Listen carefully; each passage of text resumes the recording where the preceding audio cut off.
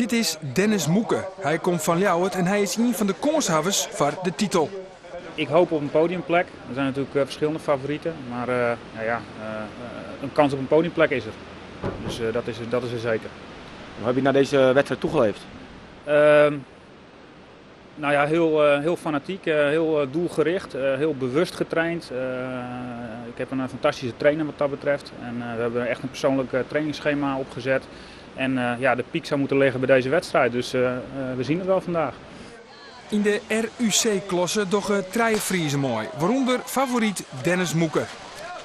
Het traject is over kilometer lang en in totaal moeten er 60 hindernissen online worden. En na de start gelijk de eerste hindernis, met een bakstien onder lege netten terug. En Dennis Moeke leidt dan Krees op een tweede plak achter Joost Veldhorst. En die Veldhorst die gaat er werkelijk als een raket van terug, want bij de volgende hindernis, de apenhang, dan had Dennis Moeke, die nog wel altijd op een tweede plak leidt, al 3 minuten efterstonden op Veldhorst. Dan een van de zwaarste hindernissen, de bandensleep. 3 autobanen staan 300 meter achter jongens slepen. Veldhorst is dan al in geen velden of wegen meer te zien, maar de noemen ze 2 en 3. Dat binnen Moeke en Metske Kooistra van de Vallon. Beide mooien waren oude wedstrijd, 3e en 4e in Udenhout. En lezen ook knap op schema voor een podiumplak. Het is ook goed te zien bij deze oefening dat Kooistra, hij komt uit de atletiek en is krek wat behendiger in de oefenings als Dennis Moeke. Moeke die het meer van de kracht hamat. Dan naar de koprenner in de wedstrijd, Joost Veldhorst.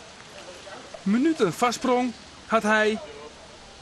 En hij zit van maar het ene laatste onderdeel. En dit is Kooistra. Mooi op het tweede plak. En dan is het wachtje op Moeke. Waar is Moeke? De Ljouwerter leidt Krees op een podiumplak. Maar hij komt maar net onder die bregenwaai.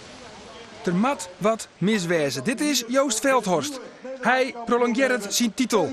Hij wordt op een nij Nederlands kampioen. Joost Veldhorst. En op het tweede plak dan de eerste Fries. Metske Kooistra van de Vallon.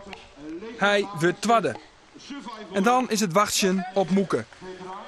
3 kwartier na binnenkomst van de uiteindelijke winnaar Veldhorst komt Moeke dan aan voor het laatste onderdeel. Hielendol stikken.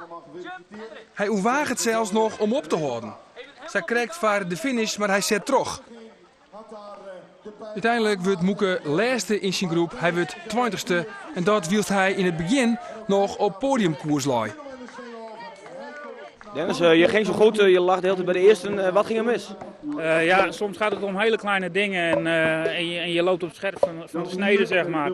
En ik voelde me goed en ik had de snelheid er lekker in. En op het trainingsterrein hangt een vrij zware combi. En net op het allerlaatste van de combi gelijk eruit. Ja, en dat kun je dan net niet hebben. Als je helemaal voorin loopt, moet alles gewoon net goed gaan.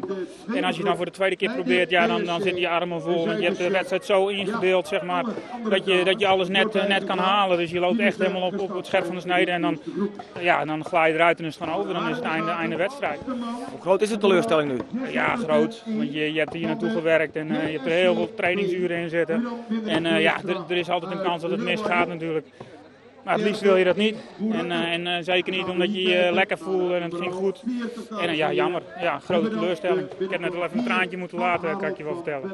Hoe is het gevoel nu dan? Ja, kut, nog steeds. En ik ga straks lekker even douchen. En alle hulde aan die jongens die wel goed gepresteerd hebben. En ik was er helaas vandaag even niet bij.